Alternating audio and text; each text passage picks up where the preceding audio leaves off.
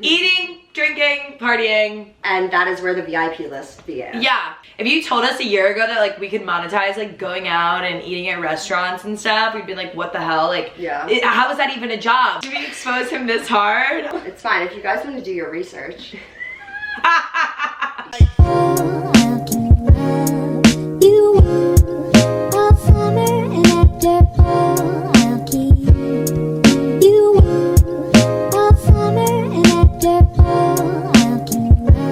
Hi guys, welcome back to our channel. It's Megan Odd from the VIP list. And today we are going to be doing a Q&A. You guys submitted your questions on Instagram, so we'll be answering those. While drinking some Laysin dirty martinis that we just whipped up. Cass is making an appearance, a special guest today. So I guess let's get started. One of the first questions is, where are you guys from? We were both born in Philly, which is where we met. We don't identify with Philly, okay? No Respect. hate. No hate. No hate. It's not our thing. No hate. It's just not for us. Definitely prefer New York, and she prefers Miami, so. How did we meet? Well, we met in preschool at the Bala School for Young Children. Yeah, we've literally known each other for like 20 years now. Obviously, we had our moments like in kindergarten and preschool. She used to bully me. That was more like middle school. That was more middle school. Okay, both. So my parents, they're divorced and they never used to make me breakfast, so I always used to come in with like McDonald's breakfast. Meg would have McDonald's pancakes every single fucking day. Okay, my parents will every day. I just knew she was coming in with the pancakes, like every day. Are you single? Well, Audrey, you should answer this first because it's more of a concrete answer. I am not single. I have a boyfriend. His name is Alex. You probably saw him on our page, Grillmaster Foss. Yeah. The shirtless guy BBQing, that was Foss. Yep. You got a little feature. I'm single, but I'm also not looking because I'm sick of these men.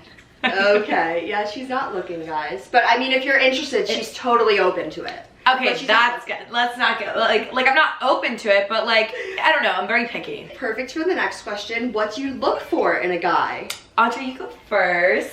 I definitely need a guy who I get along with really well, who likes to go out and do things a lot. I hate sitting around. He has to be funny, charming, nice to me. He has to agree to whatever I want. Okay. I'm kidding. No, I'm not. For me, I don't know, I feel like I have no type. You have no type? Oh, I know you did not just make that claim. Okay, not anymore. I used to have a type. Changing your type. I'm changing my type because clearly that's gotten me nowhere. I used to love a toxic man, but now I look for someone who's like smart is like probably one of my biggest things because I consider myself very smart, so they have to be funny. The darker the sense of humor, the better. Like I have a very dark sense of humor, so someone has to put up with that, and obviously they have to be able to like go out and keep up with me. I have a lot to deal with, so I need someone who can deal with that. Yes. How and why did we start the VIP list? You want to explain like where you were at last year? We started it in April last year. I was in Miami. Yeah, she was We started it during quarantine because we were bored as fuck, and we FaceTimed every single day. We would talk about how we wanted to like work for ourselves, how there were no jobs, like because I had just graduated, so there were no jobs available. So we were like, honestly, why don't we just try and start our own business? We have so much time right now. Like if we're gonna do it, now's the time. So we were like asking a bunch of our mentors, like, what do you recommend for starting a business? Like, what's the best career advice you can give? And people were like, do what you love, follow your passion, find what you're better at than everyone else, and monetize it. So we're like, oh, what are we good at? Eating, drinking, partying. And we were like, so we're like, how do we monetize that? And that is where the VIP list began. And did you always want to start your own company? Like, I mean, I never really thought I could, so no. I always thought I was gonna work for someone else, just because I didn't really even, like, I just never thought of like starting my own company. I just feel like I never knew that being a content creator could be a job. Like in school they teach you like, okay, you're gonna go be a doctor, you're gonna go be in finance, but no one tells you that like literally you can get paid for living your life. And if I knew this like when we were in high school, I probably wouldn't have even gone to college. Inspirational. Yeah. Any advice for entrepreneurs, Odd? My advice for entrepreneurs would be follow your passion, Never give up, because it does get hard sometimes and you do feel like you're not really going anywhere at points, but I promise, like, just keep going, because you will figure it out. And yeah, I think like pursuing your passion is so important, because like for us, like this is like the VIP list is what we love to do. It's our passion. So when it gets hard, we're like, it's fine, because like we're willing to work through this because we love it so much and like we believe in the concept. I think it's important to like find not only your passion, but yeah, Cassine's more of a feature here. Yeah, I was just realizing that. But I think it's finding your passion, but also like you have to be good at it. Like if your passion is like I don't know, if your passion's cooking, make sure you're good at it, okay? Because like our passion could be cooking, but we're trash, so it wouldn't work, you know? Just find what you're good at and what you love to do, and it'll work. And like she said, like you have to keep going. It definitely takes a certain kind of tenacity and like perseverance to be an entrepreneur. It's not for everyone, but if it's something that you're interested in, it's honestly so easy to start a company. You should really consider it. Also believe in yourself. Yeah, believe you can do anything. Like people have all these limiting beliefs. You can literally teach yourself to do anything you want. What is your favorite and least favorite part about living in New York City? My favorite part is probably the culture, the people. Like New Yorkers are the most ambitious people in this country, and you cannot debate me on this topic. Like it's the best of the best. You have the best people in finance, best people in fashion, best restaurants. I just feel like right here it's so competitive that everyone has to be ambitious. Everyone has a side hustle. Like even in corporate America, like people have their day jobs and then they have their night jobs, because like it's expensive to live here. So you have to have ambition and the drive to live here. I don't think the VIP list would have happened if we weren't in New York. It's just a lot of motivation. Least favorite thing, Cuomo and the trash, bro. Yeah, I would agree. My favorite part is definitely the ambition that everyone has. I think that everyone here just has a certain like drive to them that you don't really find elsewhere. And my least favorite part is definitely that the city is fucking disgusting and it smells bad, but otherwise. What is your biggest piece of advice to someone who wants to move into New York City? Do not make eye contact with the crackheads, no matter how loud they scream. Avoid trash piles, because rats do come out of those. Once you hear the movement, it's over. Yeah. Once you hear the movement, it's over. We're truly risking our lives. Oh my god. I would say network, and I don't know, I feel like sometimes people struggle like finding friends like in the city when you first move here. If you don't know anyone from college moving here, just like network, do things that you like. If you like going to museums, go there, you'll meet people, like stuff like that. It's really easy to meet people here, and I would say grind. Like you better be able to pay your rent a few times over. And eat in the city, because literally the city has the best restaurants. Oh yeah, fuck cooking. Leave the cooking supplies at home. Any advice for someone looking to make a living through social media? I would say be authentic and organic. Like you see people buying like Instagram followers, stuff like that. Like that's not gonna really give you a career, like, or to have like some longevity in the social media world. You have to be authentic, post consistent content, and grow organically. Growing organic is definitely huge. Yeah. And I think also It's getting comfortable. He's like pushing me out of the way. Okay. I think also like finding your niche. Niche. Yeah, absolutely. And then find what works in that niche for you. Yeah, definitely find a niche and creators around you that are doing the same niche, so you can do networking and collabs, stuff like that. Any advice for someone looking to do something similar with restaurants in New York City? Hi, Cass. I would say first, like how we started, like you have to spend money at first. Like free promo is how you get into the industry. Like whether it's posting a restaurant on your Instagram story, stuff like that, like you have to start with for free. You don't get handouts at first. You don't get free things at first. You don't get PR at first. You need to like build connections with people in the industry to start making money. And also, I think it's really important to stay authentic. Yeah, and like eventually when you do get brand deals, stuff like that, like don't take on every brand deal, because like sometimes it's not on brand and it affects your engagement overall. Like it's not worth it. How did you guys stay so close in college? So in college we would FaceTime a lot. But in college, so basically I dated someone, and I don't know, him and Audrey like didn't really get along, so like I didn't really see her. So we always would FaceTime, stuff like that, and I would see her occasionally, just like not as much because like I had my own thing going on. We'll call it that. how do you deal with hate? Oh, my We tell the New York Post about it. Yeah, how do you deal with your haters? You talk about them in the New York Post. Yeah, you go straight to the newspaper. Yeah. But no, we try and it's hard. Like, obviously, like, in the beginning it was really hard. In the beginning, because like it's a whole new, like, you're not used to getting all this hate. Like, people have said some really mean things. Like, what's the worst thing that you've heard said to us?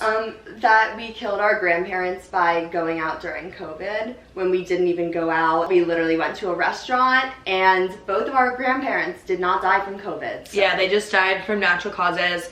I think someone was like that like we should be executed publicly in the village square. In the beginning it was really hard, but also it's nice like having like my best friend to go through it with, because like it doesn't feel as a personal attack. As personal. And also I think it's important to like realize that obviously there's not going to be a time where everyone agrees with what you're doing or where everyone likes what you're doing, and like that's fine. But the people who choose to like shit on you for disagreeing with what you're doing or not liking it or not appreciating it are the ones who like are unhappy with their own lives. You will never be hated on or criticized by someone who's doing better than you. How do you find new restaurants to try in New York / where is your favorite place to look for recommendations? Basically, like, I don't know, honestly TikTok has a lot of good restaurant rec places. There's a bunch of different food creators on TikTok that'll post like new places, so we'll go to those. Infatuation is really good. A lot of and word research. Of mouth too. Yeah, a lot of research online. Like, I'll go through the like top places in this area and like go to that place's website and like see if it looks like something that we would be interested in, that we would like. I'll go on their Instagram.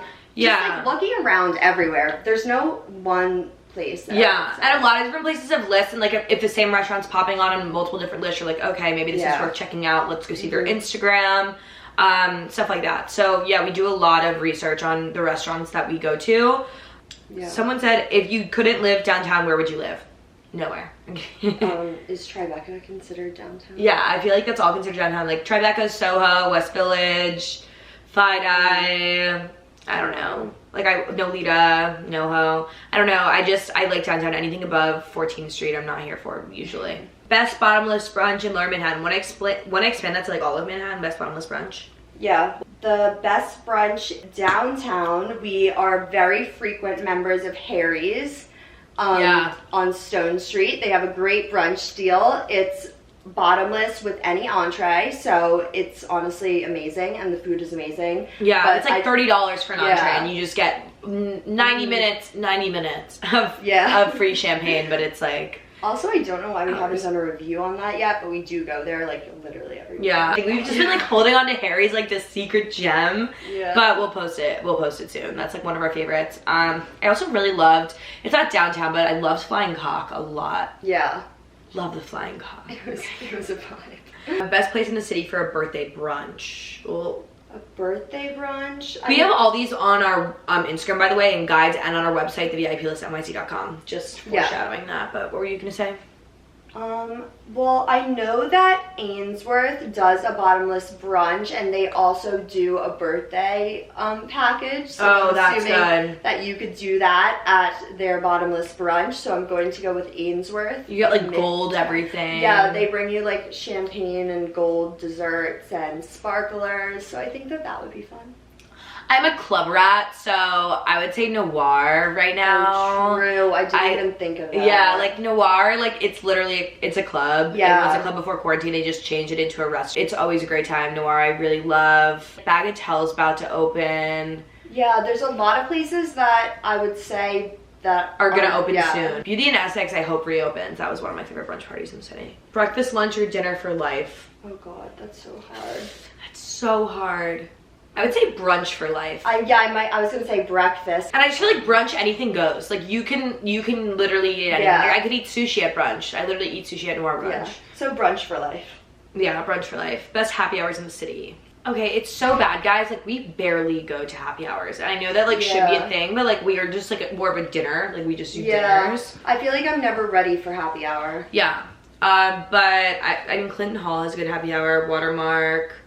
Paris Soho, Dos Caminos, best vegan spots. Not vegan, but has a lot of vegan options. Malibu Farm. Beyond Sushi was decent. Plant is opening a location in New York. Plant is fire. Oh, that is the best vegan in. Yeah, to be honest, like we do eat vegan food, but for us it's like we're not vegan, and like sometimes it'll taste good. We'll be like, oh, it's good for vegan food. Yeah. Like it's good for being vegan, but like, well, if it was not vegan, it probably would taste infinitely better in our opinion. Best private rooms for birthday party. Julan. Cipriani, Wall Street, The Vault. Oh, The Vault at Cipriani. And Sergio just has the Ox, which is iconic as always. I'm pretty sure Noir has a private room. Yeah, Noir has a private room. Julan. Yeah. Must go to restaurants in New York City. Peak. Yeah, Peak is absolutely incredible. If you haven't been, you need to go because it's just a full experience. It's like honestly so sick. It's on the 101st floor of Hudson Yards. Obviously Cipriani Wall Street. That is our second home. It's our second home. It's our signature place. And if you actually like the VIP list and pay attention to us, like you better be making an appearance at Cipriani Wall Street. Everyone has to go there once. Bond Street sushi is pretty good. Catch. Like I know it's so basic, but like it's like a New York experience. I know they have one in LA, but New York location's iconic. 11 Madison Park, obviously. Yeah. We haven't even been there yet, but like we're dying to go. It's iconic. Where do you see the VIP list in 10 years? International. Oh, definitely. That's like soon. That's not. Multi-billion-dollar valuation, I would say. Traded on the New York Stock Exchange. Yes, publicly traded. I would say on reality TV. Yeah, TV show is definitely in the works. We're definitely trying to expand. Hopefully this year we'll probably hire our first intern. Yeah. We definitely want to expand and maybe take on some like other like different influencers to like go to like work with us in our restaurants. It's just been hard because of like COVID and everything being remote. It's like not really an ideal time to start taking on your first employee, I would say. Yeah, but we're definitely gonna start hiring soon. Also we want to go into tech. Like it would be great to have a VIP List app. Yeah. So yeah, guys, we have a lot of exciting things in the works. Make sure to follow our socials so you stay in the loop. And as always, if you have any other questions, like you can slide into our DMs. Feel free. We try to answer as much as possible. Yeah. And yeah, guys. Cheers. Thank you guys. Cheers. Cheers. And thank you for watching.